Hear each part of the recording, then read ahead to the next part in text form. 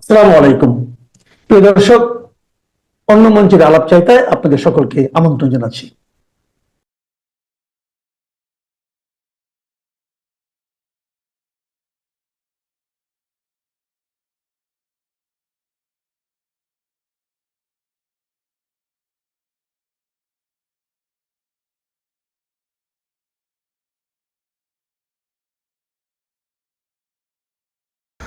বেশ বুঝতে পারছি এই প্রতিবেদনের শিরোনাম দেখে চমকে গেছেন আপনি।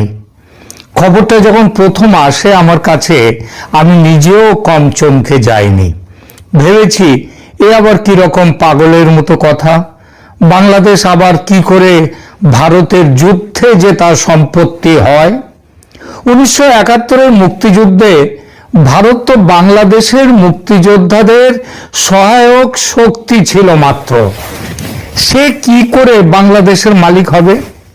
54 বছর হলো জন্ম নিয়েছে বাংলাদেশ, কিন্তু এমন আজগুবি কথা তো কোনোদিন শুনিনি। এমনকি এমন অদ্ভুত দাবি তো কোনোদিন করেনি ভারত। তাহলে আজ এমন কথা কেন? আবার শোনা যাচ্ছে নিজের সম্পত্তি শুধু বলে দাবি করা নয়, নিজের সম্পত্তির দখল নেয়ার কথাও নাকি ভাবছে ভারত। এটাও তো আরেক অদ্ভুত কথা। দুনিয়া থেকে আন্তর্জাতিক আইন কানুন সব উঠে গেল। যে সূত্র থেকে পেলাম খবরটা তাকে জিজ্ঞেস করলাম, মানে কি এসব কথার? মানে বলতে কোন যুক্তিতে এসব কথা ভাবা হচ্ছে বা বলা হচ্ছে। এবং তিনি তখন এই বক্তব্যের সপক্ষের যুক্তিগুলো বললেন। সেগুলো শুনলাম যখন, তখন গাঁজাখুরি ভাবনা বলে সহজে এড়ানো গেল না। প্রিয় দর্শক, আপনারাও শুনুন সেই যুক্তিগুলো এবং জানান আপনাদের নিজেদের অভিমত। দেখুন, বাংলাদেশ ভারতের সম্পর্ক এখন পয়েন্ট অফ নো রিটার্নের জায়গায় চলে গেছে।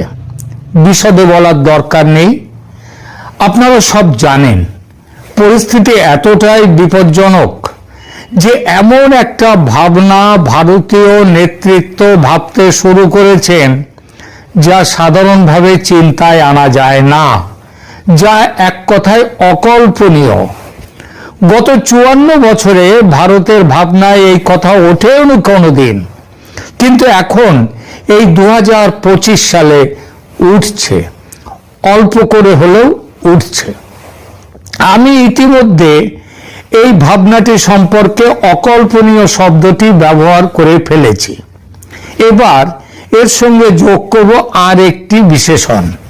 সেটা হলো ভারতের বর্তমান ভাবনায় বাংলাদেশ নিয়ে যে বিষয়টি এসেছে সেটা যদি কার্যক্ষেত্রে বাস্তবায়িত হয়, অর্থাৎ ভাবনাটা যদি কাজে রূপান্তরিত হয় শেষ পর্যন্ত, তাহলে এটা হবে বিশ্ব রাজনীতিতে একটি পারমাণবিক বোমার বিস্ফোরণের মতো। কি ভাবছে ভারত বলবো সে কথা। তবে তার আগে কয়েকটি বিশেষ বিষয়ের দিকে আপনাদের দৃষ্টি আকর্ষণ করব। প্রথমে 71-এর যুদ্ধ। এই যুদ্ধটা কার বা কাদের মধ্যে ছিল, কেন ছিল? আমরা ভারতের মানুষ এবং বাংলাদেশের মানুষও এতদিন জেনে এসেছি যে পাকিস্তানের শাসন থেকে 1971 সালে পূর্ব পাকিস্তানের মানুষের মুক্তির সংগ্রামে ভারত ছিল সহযোগী বন্ধু। ভারতের সহযোগিতায় পূর্ব পাকিস্তানের মানুষ লড়াই করে দেশ স্বাধীন করেছে। কিন্তু বাংলাদেশেরই কিছু সংখ্যক বুদ্ধিজীবী ও সুশীল সমাজের মানুষ অনেক দিন ধরে বলে আসছেন ভারত তার নিজের স্বার্থে পাকিস্তানকে দ্বিখণ্ডিত করার জন্য 71-এর যুদ্ধ করেছিল। অর্থাৎ পাকিস্তান দুভাগ হয়ে এই যে নতুন দেশ বাংলাদেশের জন্ম হলো, এটা কোনো মুক্তিযুদ্ধ নয়। এটা বলছে কারা? বাংলাদেশের একটা বড় সংখ্যক লোক। ভারতের ষড়যন্ত্রের ফল মাত্র এইটা বলছে। আমি আশা করি এটা যে মিথ্যা বলছি না সেটা আপনারাও জানেন। এসব কথা সত্যিই উঠেছে। এই যে ন্যারেটিভ, এটা যে নতুন করে হঠাৎ এসেছে তা নয়, বেশ কিছু বছর ধরেই শোনা যাচ্ছিল। এমনকি সেই 71-এও জামায়াতি ইসলামীরা বলতো এ কথা। সেই জন্যই তো তারা পাকিস্তানিদের সহযোগী রাজাকার হয়ে গেছিল। তবে সেটা বলতো তারা তখন ছোট আকারে, কারণ জামাত বড় শক্তি ছিল না তখন, আর সরকারিভাবেও এই ন্যারেটিভ গড়ে ওঠেনি কখনো। সে বিএনপির আমলেও ওঠেনি বা হোসেন মোহাম্মদ এরশাদের আমলেও ওঠেনি, কিংবা জিয়াউর রহমানের সময়ও ওঠেনি। তা একেবারেই যা উঠেছিল সেটা একেবারেই বেসরকারি স্তরে। কিন্তু গত বছরের জুলাই অভ্যুত্থানের পর থেকে এই ন্যারেটিভ, তার যেমন অনুগামীর সংখ্যা, এই ন্যারেটিভ সমর্থকের সংখ্যা বেড়ে গেছে, তেমনি এই ন্যারেটিভ সরকারি হয়ে গেছে। বর্তমান শাসক হয়ে যারা আছেন তারা, তাদের সহযোগী ইসলামী দলগুলি, এনসিপি, এবি পার্টি ইত্যাদি, এবং সেই সঙ্গে বাংলাদেশের এক বড় সংখ্যক বুদ্ধিজীবী ও সুশীল সমাজের মানুষ স্পষ্টভাবে ঘোষণা করেছেন মুক্তিযুদ্ধ বলে আসলে কিছু নেই, ছিল না। ভারতের চক্রান্তেই পাকিস্তান দ্বিখণ্ডিত হয়েছে, যার সহজ অর্থ হলো বাংলাদেশের জন্ম হয়েছে মুক্তিযুদ্ধের ফলে নয়, ভারতের ষড়যন্ত্রে। ভারত পাকিস্তানকে যুদ্ধে হারিয়ে বাংলাদেশের এই পাকিস্তানকে বাংলাদেশ থেকে, মানে পূর্ব পাকিস্তান থেকে তাড়িয়েছে। এই কারণে রিসেট বাটন পুশ করে মুক্তিযুদ্ধ মুছে ফেলার কসম খেয়েছেন সরকারের প্রধান মোহাম্মদ ইউনূস স্বয়ং, এবং তার সঙ্গে আছে যে দলগুলি তারাও। এদের মধ্যে বিএনপি দলটিকেও কিছু পরিমাণে নেওয়া যায়, কারণ বিএনপি অনেকটা কিরকম জানেন, বিএনপি অনেকটা হলো সেই জলে নামবে কিন্তু চুল ভেজাবে না গোছের রাজনীতি করে। তারা মুক্তিযুদ্ধের পক্ষে যেমন, তেমনি আবার পাকিস্তানের পক্ষে। মুক্তিযুদ্ধের বিরোধী জামাত, তাদেরকেও শয্যাসঙ্গী করেছে এরা। অর্থাৎ সেই যে আছে না স্বর্ণলতায়, আমি দুধও খাবো তামাকও খাবো, স্বর্ণলতা নয়, এটা অন্য একটি আলালের ঘরের দুলালে উপন্যাসে আছে কথাটা। এই জন্য বাংলাদেশ ভারতের কাছে 71-এর ঋণ তো স্বীকার করেই না, বরং আবার নতুন করে বাংলাদেশ পাকিস্তান হতে চাইছে, পূর্ব পাকিস্তান। ভারতের সঙ্গে শত্রুতা এবং পাকিস্তানের সঙ্গে মিত্রতা, এই হলো বর্তমান বাংলাদেশের নীতি। এ কারণে ভারতের বিরুদ্ধে অকথা কুকথার বন্যা, ভারতের পূর্ব উত্তর পূর্ব অংশ দখল করে নেয়ার হুমকি, ভারতের বিচ্ছিন্নতাবাদীদের বাংলাদেশে আশ্রয় দেয়া, ভারতীয় হাই কমিশনারকে লাথি মেরে বিদায় করা, আর পুরো ভারত জুড়ে তাদের সেই সাম্রাজ্য তৈরি করা, এইসব কথাগুলো উঠছে প্রকাশ্যে।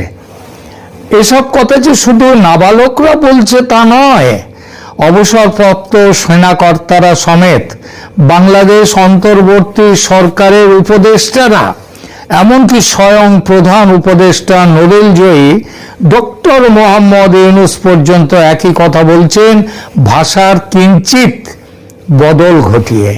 এই প্রেক্ষিত মাথায় রেখে আসুন 71-এ আবার ফিরে যাই। যুদ্ধ হয়েছিল ভারত ও পাকিস্তান এই দুই দেশের মধ্যে। 1971-এর 16 ডিসেম্বর পাক বাহিনী আত্মসমর্পণ করেছিল যুদ্ধে পরাজিত হয়ে। নিয়াজির নেতৃত্বে পাকিস্তান 93,000 সেনা সমেত বশ্যতা স্বীকার করে ভারতের জগজিৎ সিং অরোরার বাহিনীর কাছে একটি শান্তি চুক্তির মাধ্যমে। এই চুক্তির সময়, চুক্তি স্বাক্ষরের সময় সেখানে কিংবা কাছে পিঠে কোথাও কি মুক্তিযোদ্ধাদের কোনো নেতাকে দেখেছেন, কোনো সেনানীকে দেখেছেন? না। কারণ পাকিস্তানি জেনারেল নিয়াজি বলেছিলেন, আমরা ওই পূর্ব পাকিস্তানে যারা পাকিস্তানের বিরুদ্ধে করছে, লড়াই ঘোষণা করেছে, আমরা তাদের কাছে হারিনি, আমরা হেরে গেছি ভারতের সেনার কাছে। বশ্যতা স্বীকার করব ভারতের সেনার কাছে, ভারতের কাছে। মুক্তিযোদ্ধা নামক অশিক্ষিত অপেশাদার কোন সৈনিকের কাছে পাকিস্তানি পেশাদার সৈনিক আত্মসমর্পণ করবে না। এই কারণেই আত্মসমর্পণের অনুষ্ঠানে শুধুই ছিলেন ভারতীয় সেনানায়ক। এর থেকে এই সিদ্ধান্তে আসা নিশ্চয়ই ভুল হবে না যে ৭১-এ পরাজিত পাকিস্তানি সেনা সারেন্ডার করেছিল ভারতীয় সেনার কাছে এবং পাকিস্তানের অন্তর্ভুক্ত যে পূর্ব পাকিস্তান সেটাকে তুলে দিয়েছিল ভারতের কাছে, কোনো মুক্তি বাহিনীর কাছে নয়, কোনো মুক্তিযোদ্ধার কাছে নয়। যুদ্ধের নিয়ম অনুসারে বিজয়ী পক্ষের দখলে চলে আসে পরাজিতের সমস্ত সম্পত্তি। এর অর্থ পূর্ব পাকিস্তান, যা কিনা বর্তমানের বাংলাদেশ, তার আসল মালিকানা ৭১-এর ১৬ই ডিসেম্বর এসে গিয়েছিল ভারতের হাতে। ভারত সেটা পরে দিয়েছিল বঙ্গবন্ধু মুজিবুর রহমানের জিম্মায়। বন্ধুত্বের নিদর্শন। ভুল বললে শুধরে দেবেন, তবে ভদ্র ভাষায়। যদি রাগ হয় আমার কথা শুনে, তাহলে আমাকে গালি না দিয়ে গালি দেবেন তাদের, যাদের জন্য বাংলাদেশের জন্মের ৫৪ বছর পর ভারত এসব কথা ভাবতে বাধ্য হচ্ছে এবং আমরা এই কথাগুলো বলছি। ৭১-এ ১৬,০০০ ভারতীয় সেনার আত্মবলিদানে কয়েক হাজার কোটি টাকা খরচ করে পাকিস্তানকে যুদ্ধে পর্যুদস্ত করে ভারত জিতে নিয়েছিল যে ভূখণ্ড, পৃথিবীর অন্য বহু দেশের মতো সেই ভূখণ্ড জোর করে দখল করে রাখেনি অন্যরা যা করেছে। ভারত একটি সুভদ্র দেশ বলে এত আত্মত্যাগের বিনিময়ে অর্জিত জয়ের প্রাপ্তি নিজের দখলে রাখেনি। কিন্তু বর্তমান অবস্থার প্রেক্ষিতে ভারতকে ভাবতে হচ্ছে সেদিনের জয় করা ভূখণ্ডকে আবার নিজের দখলে নেবে কি না। এটা যেমন ভারতের নিজের সুরক্ষার জন্য জরুরি, তার চেয়ে বেশি জরুরি বাংলাদেশের সাধারণ শান্তিপ্রিয় মানুষের জন্য। কি বললেন? সারা পৃথিবী জুড়ে ছিছি করবে সবাই, ভারতের সমালোচনা করবে, জাতিসংঘের সনদ এবং আন্তর্জাতিক কানুন অনুযায়ী এটা ঘোর বেআইনি, এইটা বলছেন? ঠিক, খুব ঠিক কথা বলছেন। কিন্তু বাস্তবে বহু বহু এরকম উদাহরণ আছে যেখানে যুদ্ধ জয়ের পর অধিকৃত ভূখণ্ড ছেড়ে চলে যায়নি, এমন বহু দেশ আছে এই বিংশ শতাব্দীতেও। একটা ছোট্ট তালিকা দু কথায় দিচ্ছি, শুনুন। রাশিয়া এবং ইউক্রেন, যেটা এখন চলছে, এটি বর্তমান বিশ্বের সবচেয়ে আলোচিত উদাহরণ।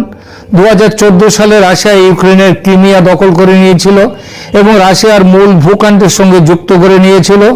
আন্তর্জাতিক সম্প্রদায়ের বড় অংশ একে অবৈধ বলে গণ্য করে। তারপরেও দেখুন, ২০২২ সালে পূর্ণমাত্রায় আক্রমণের পর রাশিয়া ইউক্রেনের একটা বিরাট অংশ দখল করে নিয়েছে। ডনেৎস্ক, লুহানস্ক, খেরসন, জাপোরিজিয়া, এইসব অঞ্চলগুলো রাশিয়া তাদের নিজেদের অংশ বলে দাবি করেছে। এমনকি কয়েকটি জায়গায় তো ভোট পর্যন্ত করে সেখান থেকে মানুষের কথা নিয়ে এসছে যে তারা রাশিয়ার সঙ্গে থাকতে চায়। দ্বিতীয় উদাহরণ দিই ইসরায়েলের। দেখুন, ১৯৬৭ সালের ৬ দিনের যুদ্ধে সেই সময় থেকে ইসরায়েল বেশ কিছু এলাকা নিজেদের নিয়ন্ত্রণে রেখেছে। এই এলাকাগুলো আগে জর্ডানের ছিল, বর্তমানে এখানে ইসরায়েলি বসতি এবং সামরিক নিয়ন্ত্রণ আরও আছে। গোলান মালভূমি, এটা সিরিয়ার ভূখণ্ড ছিল। ১৯৮১ সালে ইসরায়েল এটা নিজেদের দখলে নেয় যুদ্ধ করে। ৩ নম্বর উদাহরণ দিচ্ছি মরক্কো। পশ্চিম সাহারা, উত্তর পশ্চিম আফ্রিকার একটি বিতর্কিত অঞ্চল। ১৯৭৫ সালে স্পেন এই এলাকা ছেড়ে চলে যাওয়ার পর মরক্কো এই এলাকার ৮০% এলাকা নিজেদের দখলে নিয়েছে। এরপরে আসি, এগুলো কিন্তু সবই কিন্তু জাতিসংঘ, সারা বিশ্ব তার প্রতিবাদ করেছে, কানে তোলেনি কেউ। চতুর্থ উদাহরণ দিই তুরস্ক। ১৯৭৪ সালে সাইপ্রাসে একটি অভ্যুত্থানের প্রতিক্রিয়ায় তুরস্ক দেশটির উত্তর অংশে তুরস্ক এসে এই দেশটির সাইপ্রাসে সামরিক অভিযান চালায়, অনেকটা বাংলাদেশের মতো, পূর্ব পাকিস্তান বাংলাদেশ। এরপর থেকে সাইপ্রাস দ্বীপের একটা অংশ তুরস্ক দখল করে নেয়, যার নাম এখন হচ্ছে তুর্কি রিপাবলিক অফ নর্দার্ন সাইপ্রাস। যা কেবল তুরস্ক ছাড়া আর কোনো দেশ পৃথিবীর যাকে স্বীকৃতি দেয়নি। আন্তর্জাতিকভাবে এটা এখনো সাইপ্রাস প্রজাতন্ত্রের অংশ, কিন্তু দখলে আছে কার? তুরস্কের। এরপরে দেখুন ভারতের ঘরের মাঠে আসুন এবার। 1962 সালের ভারত চীন যুদ্ধের পর থেকে চীন ভারতের এক বিশাল ভূখণ্ড, যার নাম আকসাই চীন, নিজেদের দখলে রেখেছে। এবং এই অঞ্চলটা কিন্তু কম নয়, 38,000 বর্গ কিলোমিটার, যা সুইজারল্যান্ডের মতো একটি দেশের মতনই বড়। আকসাই চীন ছাড়াও অরুণাচল প্রদেশের পর্যন্ত চীন বলছে যে এটা তাদের অংশ, তাদের সেই দাবি এখনো করে যাচ্ছে। তাতে কে কি, পৃথিবীর কে কোথায়?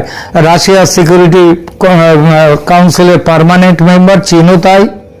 সুতরাং কে কি বলবে সেটা আদৌ কোনো বিষয় নয়। আর পূর্ব পাকিস্তান বা বাংলাদেশের ক্ষেত্রে ভারতের তো ন্যায্য অধিকার আছে। ওই যে আগেই বললাম, 71-এর যুদ্ধের পর পরাজিত পাকিস্তান তার এই পূর্ব পাকিস্তানকে ভারতের হাতে তুলে দিয়ে চলে গিয়েছিল। ভারত সেটা তুলে দেয় বন্ধু মুজিবুর রহমানের হাতে, এবং ভালো মানুষের মতো মুজিবুর রহমানের কথায় সমস্ত সেনা প্রত্যাহার করে ফিরে এসেছিল। 1 ইঞ্চি জমি নিজেদের দখলে রাখেনি। তারপরেও হচ্ছে কিনা বলা হচ্ছে ভারত প্রভুত্ববাদী, ভারত শোষণ করছে বাংলাদেশকে, লাথি মেরে তাড়ানো হবে ভারতের হাই কমিশনারকে। বাংলাদেশের বর্তমান নেতৃত্ব যা করছে ভারতের বিরুদ্ধে, তাতে ভারত একান্ত সভ্য ও ভদ্র দেশ বলে চুপ করে আছে। কিন্তু আর বোধহয় ভদ্র থাকা সম্ভব হচ্ছে না ভারতের পক্ষে। গত পরশুর প্রতিবেদনে বলেছিলাম, বাংলাদেশের সামরিক অভিযানের ব্যাপারে ফয়সালা নিয়ে ফেলেছে ভারত। সেনাকে সবুজ সংকেত দিয়ে দিয়েছেন ভারতের রাষ্ট্রপতি, যে কোনো দিন ভারত ঝাঁপিয়ে পড়তে পারে। প্রতিবেদনে বলেছিলাম রংপুর ও চট্টগ্রাম নিয়ে নেয়ার পরিকল্পনাও আছে ভারতের।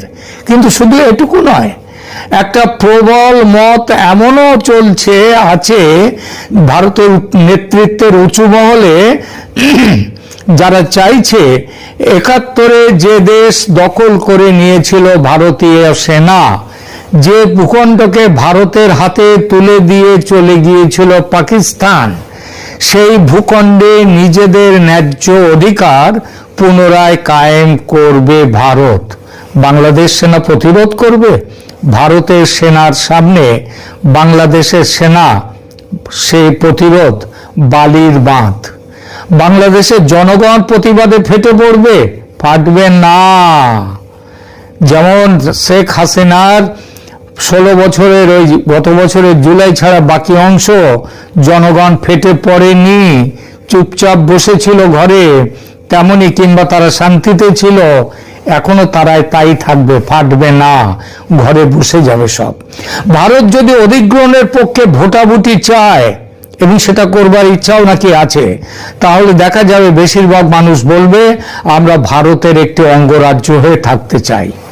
ধর্ম, হিন্দুদের অধীনতা মানবে বাংলাদেশের মুসলিম জনতা, এইটা বলছেন? কেন মানবে না?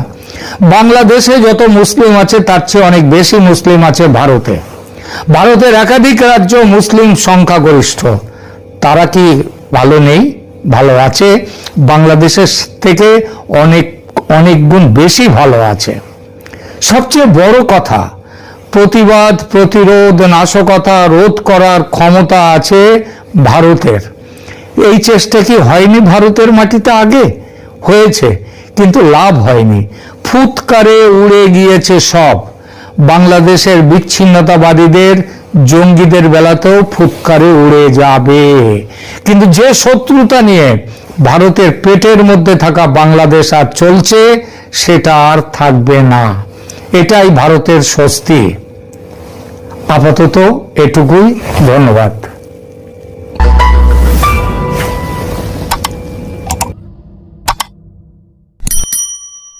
আবারও অপারেশন ডেভিল হান্টের সেকেন্ড ফেজ শুরু হয়েছে। এরই মধ্যে 1000-3-4 গ্রেপ্তার হয়েছে। কেন গ্রেপ্তার হয়েছে? সেই পুরনো অভিযোগ, আওয়ামী লীগ সমর্থক।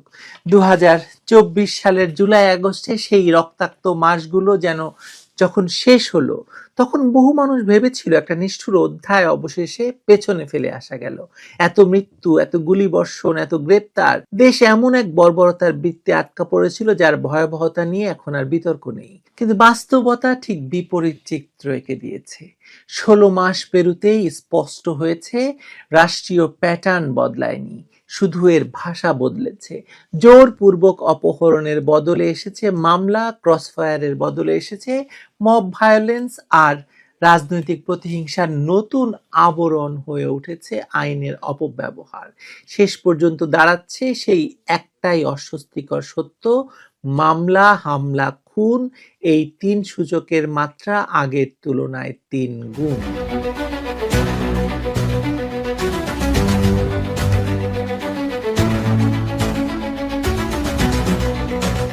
সবচেয়ে আগে চোখে পড়ে মামলার দিকটা। এই সময়ে প্রায় 4.5 লাখ মামলা একটা প্রশাসনিক কর্মব্যস্ততার নয়, বরং রাজনৈতিক উদ্দেশ্যের চিত্র। অনেক মামলায় হত্যা, নাশকতা, সন্ত্রাস বিরোধী আইনের আওতায়, এবং তদন্তে দেখা যাচ্ছে এর বিশাল অংশই টিকছে না। ভুয়া নাম, ভুয়া বাদী, ভুয়া সাক্ষী, এগুলো বিচ্ছিন্ন ঘটনা নয়, এগুলো এখন মামলা গঠনের এক নিয়মিত উপাদান। এমনকি কোথাও দেখা যাচ্ছে যে আসামিদের 80-90% বাস্তবে ঘটনাস্থলে ছিলেন না। আইনের চোখে এটা নিছক দুর্বল তদন্ত নয়, এটা ন্যায় বিচারের কাঠামোকে ভেঙে মানবাধিকার লঙ্ঘনের অনুমোদন দেওয়া। মামলা নামের এই ছায়া এখন রাষ্ট্রীয় নিয়ন্ত্রণের সবচেয়ে কার্যকর অস্ত্র হয়ে দাঁড়িয়েছে। কারণ অভিযোগের সত্যতা নয়, অভিযোগের অস্তিত্বই এখানে ভয়ের উৎস। একজন মানুষ জানতেই পারে না কোন অভিযোগে তার নাম জড়ালো, কেন জড়ালো, কি প্রক্রিয়া তদন্ত হলো। থানার কারো হাতে লেখা কাগজ হতে পারে তার পুরো ভবিষ্যতের নিয়ন্ত্রণ। এটা শুধু আইনের অপব্যবহার নয়, নাগরিককে ভয় দেখানোর কৌশল, যার লক্ষ্য তাকে অনিশ্চয়তায় বেঁধে রাখা। ব্যবসা, চাকরি, সামাজিক অবস্থান, এমনকি ব্যক্তিগত নিরাপত্তা, সবই নির্ভর করছে মামলা নামের এক অদৃশ্য যন্ত্রের মেজাজের ওপর। অর্থনৈতিক শোষণও বটে এটি একটি। প্রথম আলো বা অন্যান্যর অনুসন্ধানে উঠে আসছে যে বাদী জানেনই না তিনি বাদী, কারো নাম কেটে দিতে টাকা চাওয়া হচ্ছে, জামিন করিয়ে দেওয়ার আশ্বাস থেকেও টাকা তোলা হচ্ছে। এসব এখন স্বাভাবিক হয়ে গেছে। ভুয়া আসামি বানানো মানে শুধু রাজনৈতিক প্রতিহিংসা নয়, বরং চাঁদাবাজির নতুন বাজার খোলা। আইন এখানে ন্যায় প্রতিষ্ঠার মাধ্যম নয়, এটি কারো আয় রোজগারের উৎস। সারা বাংলাদেশ জুড়ে এই মামলা বাণিজ্য চলছে দেদারসে। আর রাজনৈতিক নকশাটা কি? একটি বড় দলকে কার্যত নিষিদ্ধ করে ফেলা হয়েছে। তাদের সংগঠন বা মত প্রকাশের প্রতিটি জায়গাকে আইনের মাধ্যমে শাস্তিযোগ্য করে তোলা হয়েছে। এটা কোনোভাবেই কেবল প্রশাসনিক সিদ্ধান্ত নয়, এটা পুরো একটি সামাজিক গোষ্ঠীকে অপরাধী হিসেবে ট্যাগ করে রাখার প্রক্রিয়া। ব্যক্তিগত অপরাধ নয়, পরিচয়ের উপর ভিত্তি করে মানুষকে মামলার আতঙ্কে রাখা হচ্ছে। আইনের ভাষায় এটি সম্মিলিত শাস্তির কাঠামো। বিরুদ্ধ মত মানেই সম্ভাব্য অপরাধী, এই ধারণা যখন রাষ্ট্রের নীতিতে ঢুকে পড়ছে তখন গণতন্ত্র তো দূরের কথা, ন্যায় বিচার আরো দূরের কথা। মানে দূরে দূরে চলে গেছে সবকিছু, গণতন্ত্র, ন্যায় বিচার। এর সঙ্গে যুক্ত হয়েছে সাইবার নিরাপত্তা আইন আর সন্ত্রাস বিরোধী আইনের সদ্য প্রয়োগ। পুরনো ডিজিটাল নিরাপত্তা আইনের ভয়াবহতা নিয়ে দেশবাসীর অভিজ্ঞতা আছে, আর নতুন আইনের মাধ্যমে সেই ভয়ই ফিরে এসেছে নতুন মোড়কে। সমালোচনামূলক পোস্ট, ব্যঙ্গাত্মক মন্তব্য, সাংবাদিকতার সাধারণ কাজ, এসবকে অভিযোগ হিসাবে ব্যবহার করে মামলা দেওয়া হচ্ছে। আবার সন্ত্রাস বিরোধী আইনে এমন অনেক মানুষকে ধরপাকড় করা হয়েছে যাদের রাজনৈতিক অবস্থান ছাড়া আর কোনো হুমকির ইতিহাস নেই। বিচার শুরুর আগেই দীর্ঘ রিমান্ড, দীর্ঘ আটক, এগুলো আসলে শাস্তিরই একটা রূপ। সর্বশেষ যার শিকার হয়েছেন সাংবাদিক আনিস আলমগীর। এবার যদি হামলার দিকে তাকাই তাহলে আর কতগুলো হামলার কথা বলবো। প্রথম আলো, ডেইলি স্টার তো আছেই, মানে আর কত হামলার কথা বলবো বলুন। মব ভায়োলেন্স এখন এমন এক ধরনের বিকল্প বিচার ব্যবস্থা হয়ে দাঁড়িয়েছে। সন্দেহ হলেই ভিড় ছুটে আসে, পেটায়, মারে, কেউ ভিড়িয়ে করে, কেউ সাইডে দাঁড়িয়ে থাকে, আর পুলিশ পরে গিয়ে লাশ উদ্ধার করে। ময়মনসিংহের ভালুকার দীপক চন্দ্র বা দীপুর কথা মনে করি আমরা, যাকে পুড়িয়ে মারা হয়েছে। বার্তাটা কিন্তু খুব পরিষ্কার, রাষ্ট্র নিজে কাউকে মেরে হাত ময়লা করবে না, রাষ্ট্র দাঁড়িয়ে আছে ভিড়ের পেছনে। মৃত্যু আগের মতোই ঘটে যাচ্ছে, শুধু দায়ের বর্ণনা পাল্টে যাচ্ছে। সহিংসতার মূল কারণ বদলায়নি, বদলেছে এর বাহন। জেলের ভেতর মৃত্যু, হেফাজতের নির্যাতন, আদালত আগের মতোই অনিশ্চয়তার দীর্ঘ সময়, এসবও একইভাবে চলছে। জামিন না পেয়ে মানুষ মাসের পর মাস পড়ে আছে, অনেকেই অসুস্থ হয়ে মারা যাচ্ছে। আর এসব মৃত্যুর উপর টান দেওয়া হচ্ছে প্রাকৃতিক, যেন রাষ্ট্রের কোনো দায় নেই। এই জায়গায় এসে দেখা যাচ্ছে জীবনের মূল্য এতটাই কমে গেছে যে আসলে তুচ্ছ হয়ে গেছে জীবন। আমাদেরকে 20টা মিনিট সময় দেন, তাহলে আর একটু ফাঁকা করে। আরে আমাদের 20 মিনিট সময় দেন। ঠিক আছে স্যার আপনি চলে যান, আপনি চলে যাবেন। সম্মান করি। আপনারা আমাদের 20টা মিনিট সময় এই, দেন। এই, ঠিক আছে একটু জায়গাটা ফাঁকা করে। ঠিক আছে 20 মিনিট এর বেশি না। এই আচ্ছা 20 মিনিটের সময় দিলাম। এই যাও যাও। আইনের শাসনের বদলে ভয়ই হয়ে উঠছে প্রধান লজিক। রাষ্ট্র চাইলে আপনাকে বাঁচতে দেবে, চাইলে আটকে রাখবে, আর চাইলে আপনাকে লাশ হয়ে ফিরতে হবে। এই প্রেক্ষাপটে মানবাধিকার সংস্থাগুলোর বিবৃতি জরুরি হলেও প্রভাবশালী ভূমিকা নিতে পারছে না। তারা বারবার বলছে সরকার বদলালে কিছু বদলায় না, বদলাতে হলে নিরাপত্তা বাহিনী, তদন্ত যন্ত্র, আইনের প্রয়োগ সবকিছুতে কাঠামোগত পরিবর্তন আনতে হয়। জাতীয় মানবাধিকার কমিশন কাগজে সক্রিয় হলেও মাঠে তাদের প্রভাব প্রায় নেই। ভুয়া মামলা, মব ভায়োলেন্স, হেফাজতে মৃত্যু, এসব বিষয়ে শক্ত এবং ধারাবাহিক অবস্থান না থাকায় মানবাধিকার সুরক্ষা যেন বেসরকারি সংস্থার কাঁধে গিয়ে ঠেকেছে। সরকার বেশিরভাগ সময় নীরব। পরিস্থিতি আরো জটিল হয়েছে সরকারের নিজের রাজনৈতিক দাবি নিয়ে। তারা নিজেকে দাঁড় করাতে চাইছে জুলাই আন্দোলনের নৈতিক গভর্নর হিসেবে। আন্তর্জাতিক কনভেনশনে সই করে তাদের বক্তব্য, আমরা মানবাধিকার সম্মত দেশ, তাই আমাদের নিয়ে সন্দেহ করবেন না। কিন্তু দেশের ভেতরে যখন সাংবাদিক থেকে শুরু করে সাধারণ অনলাইন ব্যবহারকারী পর্যন্ত মামলার মুখোমুখি হয়, পুড়িয়ে মারা হয়, যখন বয়স্ক সাংস্কৃতিক কর্মীকেও রাষ্ট্রের নিরাপত্তার জন্য হুমকি বলে হাজতে পাঠানো হয়, তখন আন্তর্জাতিক সনদের সই কাগজের চেয়ে বেশি কিছু না। ওই কাগজ ছিঁড়ে ফেলে দেন ভাই। এটা কেবল দ্বিচারিতা নয়, এটা রাজনৈতিক ভাষা দিয়ে বাস্তবতাকে ঢাকার প্রয়াস।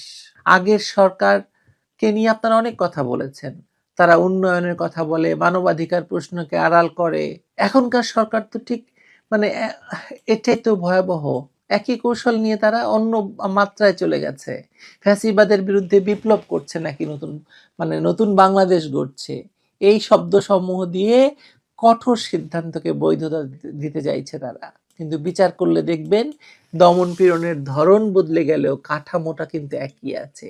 পুরনো সরকারের সময় গুম ক্রসফায়ার ছিল, এখন তার জায়গায় মব জাস্টিস আর ভুয়া মামলার দাপট। আর গুম ক্রসফায়ার কি বন্ধ হয়েছে? বন্ধ তো হয়নি। তখন ডিজিটাল নিরাপত্তা আইন ছিল, এখন সাইবার নিরাপত্তা আর সন্ত্রাস বিরোধী আইন সেই ভূমিকায়। রাজনৈতিক প্রতিশোধী দুই যুগের সংযোগ রেখা। আমরা সাংস্কৃতিক কর্মীরা আবার বিদ্রোহ বিপ্লবে নেমে যাব। তোমার নতুন স্বাধীনতার পাছায় লাথি মারি। বাঁচতে যদি চাও জনতার হাতে ক্ষমতা দিয়ে মামার দেশে যাও। মামলা হামলা খুন এই 16 মাসের 3 গুণ। মামলা হামলা খুন ইউনূস সরকারের 3 গুণ। এটা কোনো স্লোগান নয়, বরং বাস্তব বাস্তব বাস্তব। মানুষের ন্যায় বিচারের 3 স্তরেই একইভাবে আঘাত এসেছে। মামলার স্তরে মানুষ জানে না অভিযোগ সত্যি কিনা, হামলার স্তরে ভিড়ের মধ্যে মৃত্যু অপেক্ষা করছে, আর খুনের স্তরে কখনো জেল, কখনো রাস্তা, কখনো নদীর পানি। যেখানেই হোক মৃত্যুর সম্ভাবনা আগের তুলনায় বেশি এবং যেখানে সেখানে পড়ে থাকছে লাশ। এই বাস্তবতা বদলাতে হলে মুখ পাল্টানো যথেষ্ট নয়, প্রয়োজন কঠিন রাজনৈতিক সিদ্ধান্ত। ভুয়া মামলার দায় নির্ধারণ করে দায়ীদের শাস্তি, সন্ত্রাস বিরোধী এবং সাইবার নিরাপত্তা আইনের রাজনৈতিক ব্যবহারের উপর নিষেধাজ্ঞা, মানবাধিকার কমিশনকে কার্যকর ক্ষমতা দেওয়া, মব ভায়োলেন্সের ক্ষেত্রে দ্রুত বিচার, আর সবচেয়ে বড় কথা বিরোধী মতকে শত্রু নয় গণতন্ত্রের সম্পদ হিসেবে মেনে নেওয়া। খুব ভালো ভালো কথা বলছি, কিন্তু এসব কিছু ইউনূস সরকার করবে না। যা ইচ্ছে তাই করবে। মানুষ ভাববে সরকার বদলেছে, কিন্তু রাষ্ট্র নামের যন্ত্র বদলায়নি। ভয় যেমন ছিল ভয় তেমনই আছে। আর মানবাধিকার দিবসের বক্তব্য নাগরিকের কাছে কেবল তিক্ত ব্যঙ্গের মতোই শোনা এখন।